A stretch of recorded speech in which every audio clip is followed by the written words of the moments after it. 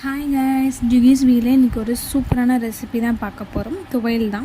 இந்த துவையல் பார்த்திங்கன்னா நீங்கள் இட்லி, தோசைக்கு, ரசம், தயிர் எல்லாத்துக்குமே நம்ம மேட்ச் பண்ணி சாப்பிடலாம். செம்ம அட்டகாசமான ஒரு காம்பினேஷன் தான் இது. இந்த வல்லாரக்கீரையை வச்சு நம்ம இன்றைக்கி துவையல் பண்ணியிருக்கோம்.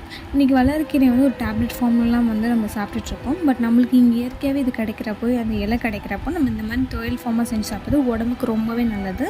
சில இடத்துல அது கிடைக்காது, அப்போ அவங்க டேப்லெட் ஃபார்மில் எடுத்துக்கலாம். இது குழந்தைங்களோட பிரெயின் டெவலப்மெண்ட் ப்ளஸ் அவங்களோட ஞாபக சக்தி எல்லாமே ரொம்ப நல்லது.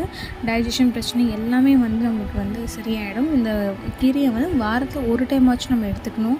நம்ம துவையல் ஃபார்மோ சட்னியாவோ இல்லை எது வேணாலும் நம்ம எடுத்துக்கலாம். ஸோ வாங்க இதை எப்படி முறையாக செய்யலாம் அப்படின்றது வீடியோக்குள்ளே போய்ட்டு பார்க்கலாம். அதுக்கு முன்னாடி சேனல் சப்ஸ்கிரைப் பண்ணாதவங்க சப்ஸ்கிரைப் பண்ணி வச்சுக்கோங்க. நம்மளோட பெல் ஐக்கானையும் கிளிக் பண்ணி வச்சுக்கோங்க. அப்போ தான் நம்ம போட வீடியோ எல்லாமே நோட்டிஃபிகேஷன் வரும்.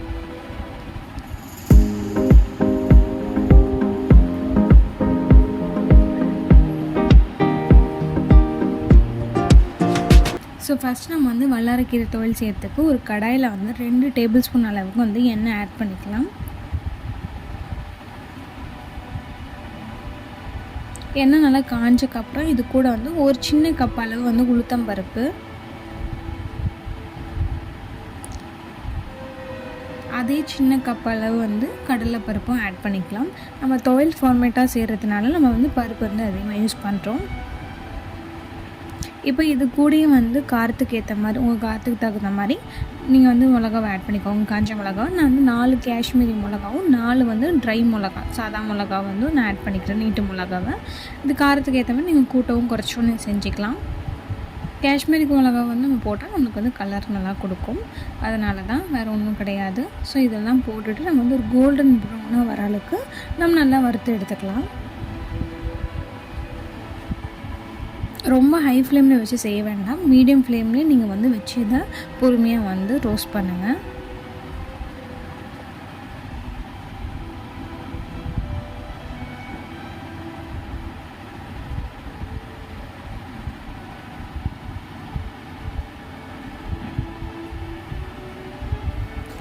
இப்போ இது கூட 20 பல் பூண்டும் ஒரு 5 துண்டு சின்ன சின்ன துண்டாக கட் பண்ணி வச்சுருக்கேன் இஞ்சியும் ஆட் பண்ணிக்கலாம். பூண்டு நம்ம 20 பல் போட்டுக்கலாம். நீங்கள் பெரிய பூண்டாக எடுத்துருக்கீங்கன்னா ஒரு 10லேருந்து 15 போட்டால் போதும். இது சின்ன சின்ன பூண்டுனால நான் ஒரு 20 to 25 போட்டிருக்கேன்.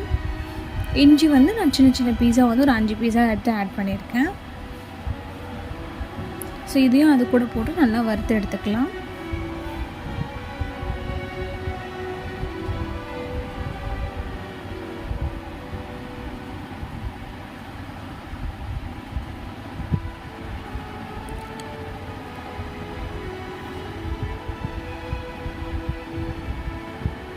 இப்போ நம்ம நல்லா வறுபட்டுருச்சு இதை.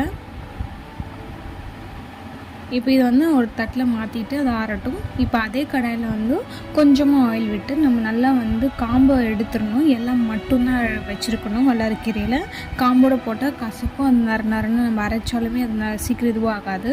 அது ஒரு மாதிரி நம்ம சாப்பிடவே முடியாது. அந்த மாதிரி நம்ம தண்டோடு இது பண்ணால். ஸோ தண்டை ரிமூவ் பண்ணிவிட்டு நம்ம இலையை மட்டும் நல்லா வாஷ் பண்ணி எடுத்துக்கிறோம். அதை அந்த ஆயிலில் போட்டு நல்லா வதக்கணும். நீங்கள் கொஞ்சம் லைட்டாக சுருங்கினதுக்கப்புறம் நீங்கள் எடுத்துட்டிங்க அப்படின்னா கசப்பாக இருக்கும். நீங்கள் துவையல் சாப்பிட்றப்போ கசப்பாக இருக்குது சொல்லுவாங்க சில பேர், சட்னியில் கசப்பாக இருக்குன்னுவாங்க. ஸோ இதெல்லாம் ஏன் அப்படின்னா நம்ம வல்லாரக்கீரையை நல்லா வதக்காமல் விட்டுட்டா இந்த மாதிரி உங்களுக்கு கசப்பு தெரியும். ஸோ இது நல்லா சுருங்குற அளவுக்கு நம்ம வதக்க போகிறோம். அப்போ தான் அது நல்லா அது வதக்க அந்த கசப்பு தன்மை அதில் போகும்.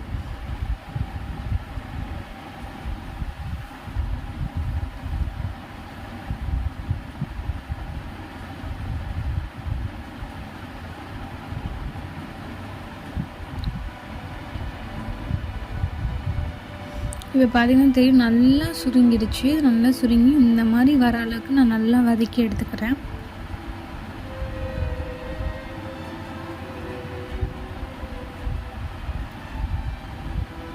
இந்த அளவுக்கு வதக்கி நீங்கள் வச்சுக்கோங்க. அதுக்குன்னு ரொம்ப கருப்பாகி தீச்சிடாதீங்க, அதையும் நீங்கள் பார்த்துக்கணும். ஸோ இதனால் இதுவானதுக்கப்புறம் அதை தனியாக நம்ம தட்டில் அதே தட்டில் வச்சிடலாம். இப்போ இது கூட ஒரு சின்ன ஒரு லெமன் சைஸ் அளவு புளி ஆட் பண்ணிக்கலாம். புளி கொஞ்சம் உரப்பாக இருந்தால் நம்மளுக்கு துவையல் நல்லாயிருக்கும். அதனால் புளி இந்த சைஸ் எடுத்துக்கோங்க. சும்மா நம்ம ஹீட்டில் காட்டி நம்ம இது பண்ணிக்கலாம். அது கூட வந்து ஆயில் ஆட் பண்ணிவிட்டு நீங்கள் வந்து புளி கொஞ்சம் போட்டுக்கோங்க. நான் வந்து ஆயில் இப்போ ஆட் பண்ணுறேன். ஆட் பண்ணிட்டு சும்மா நம்ம 2 இது பண்ணால் லைட்டாக அதை ஹீட் பண்ணால் போதும். ரொம்ப நீங்கள் வந்து அதை போட்டு வதக்கணும் அவசியம் கிடையாது.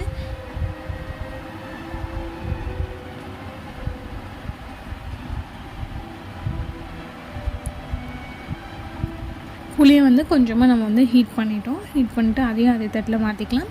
இப்போ அதே இதில் வந்து நம்ம 4 டேபிள் ஸ்பூன் அளவு வந்து துருவின தேங்காய் நீங்கள் க்யூபாக கூட ஆட் பண்ணிக்கலாம். நான் துருவி போட்டிருக்கேன். ஸோ இதையும் லைட்டாக ஹீட்டில் வந்து காட்டினா போதும். நீங்கள் ரொம்ப வந்து வதக்கவே கூடாது. தேங்காய்லாம் லைட்டாக நம்ம ஹீட்டில் காட்டிட்டு நம்ம வந்து அதுக்கப்புறம் ஃப்ளேமை கூட ஆஃப் பண்ணிடலாம். இது கூடயே வந்து நம்ம வந்து பெருங்காயத்தூள் ஆட் பண்ணுறோம்.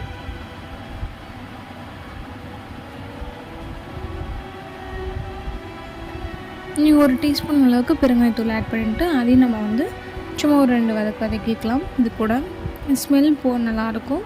நமக்கு டைஜஷனுக்கு ரொம்ப நல்லது. நம்ம ஃப்ளேம் ஆஃப் பண்ணிவிட்டு நீங்கள் வந்து பெருங்காயத்தூள் போட்டு நீங்கள் 2 கிண்டி விட்டுட்டு அது எல்லாத்தையுமே ஆற வச்சு எடுத்துக்கலாம். இப்போ நல்லா எல்லாமே ஆறினக்கப்புறம் நம்ம மிக்ஸி ஜாரில் மாற்றிக்கலாம். இப்போ இது கூட வந்து இதுக்கு தேவையான அளவு வந்து உப்பு நம்ம ஆட் பண்ணிக்கலாம். ஆட் பண்ணிவிட்டு இதை வந்து தண்ணி கொஞ்சமாக விட்டு ஒரு கோஸாக வந்து பேஸ்ட் மாதிரி அரைச்சி எடுத்துக்கலாம். நீங்கள் ரொம்ப வந்து மழைன்னு அரைக்க வேண்டாம். நம்ம துவையல் எப்போவுமே வந்து கொஞ்சம் நறுன்னு இருந்தால் நல்லாயிருக்கும். ஸோ இந்த மாதிரி நல்லா அரைச்சிட்டு இதை வந்து ஒரு பவுலில் மாற்றிக்கலாம். ஸோ இப்போ நம்மளோட வளர்க்கீரை வந்து சூப்பராக ரெடி ஆகிடுச்சு. இதுக்கு ஒரு தாளிப்பு மட்டும் நம்ம வந்து கொடுத்துக்கலாம். ஸோ ஒரு கடாயில் வந்து நம்ம நல்லெண்ணெய், கடுகு, உளுத்தம்பருப்பு, அதோட பார்த்திங்கன்னா கருவேப்பிலை, ஸோ இதெல்லாமே போட்டு நம்ம வறுத்து எடுத்து அதை இது கூட நம்ம வந்து ஊற்றிடலாம். ஸோ சிம்பிளாக நம்மளுக்கு வந்து நல்லா ஒரு ஹெல்த்தியான துவையல்னால் நம்ம வளர்க்கீரை துவையல் கண்டிப்பாக ட்ரை பண்ணி பார்க்கலாம்.